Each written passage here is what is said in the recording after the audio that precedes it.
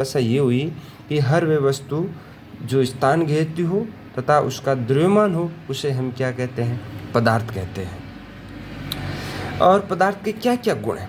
पदार्थ के गुण के बारे में बात करूं तो देखिए, पहला गुण ये है कि पदार्थ छोटे छोटे कणों से मिलकर बने हुए होते हैं। यानी जितने भी पदार्थ हैं वो छोटे छोटे कणों से मिलकर बने हुए होते हैं। और पदार्थ के कणों के मध्य रिक्त स्थान पाया जाता है। यानी चाहे ठोस हो, चाहे द्रव्य हो, चाहे गैस हो, यानी ये जैसे तीन पदार्थ की अवस्थाएं हैं। कोई भी पदार्थ की अवस्था हो, कोई भी पदार्थ हो, इन सब के कणों के मध्य रिक्त स्थान पाए जाते हैं, यानी खाली जगह पाई जाती है। तीसरा गुण देखा जाए तो पदार्थ के कण गतिशील होते हैं। पदार्थ के कण थोड़ी थोड़ी गति करते रहते हैं। और अंतिम यह है कि पदार्थ के कणों के मध्य आकर्षण या प्रतिकर्षण बल पाया जाता है।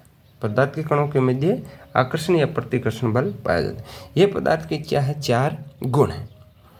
अब मैं पदार्थ के वर्गीकरण की बात करूं तो देखिए कि पदार्थ का वर्गीकरण में कि पदार्थ मुख्यतः 2 प्रकार के हैं। एक तो शुद्ध पदार्थ है, एक अशुद्ध पदार्थ है। यानी शुद्ध पदार्थ है तो उसमें जो भी पदार्थ है वो एक ही प्रकार के बने हुए होते हैं, एक ही तरह के बने हुए होते हैं।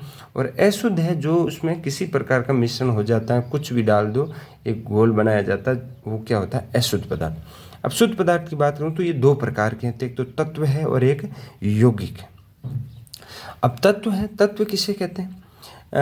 तत्व है कि एक ही प्रकार के समान परमाणुओं का समूह क्या कहलाता है? तत्व कहते हैं।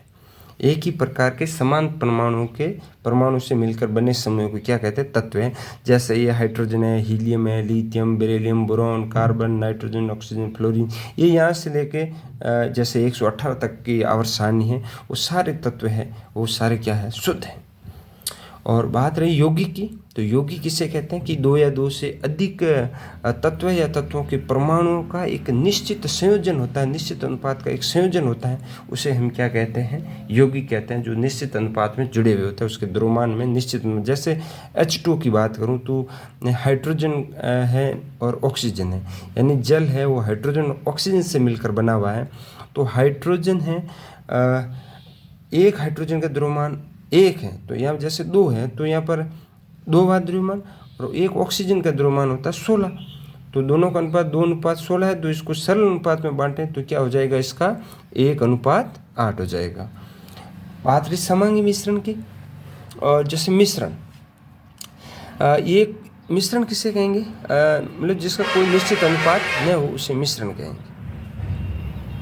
अब देखो, मिश्रण किसे कहेंगे?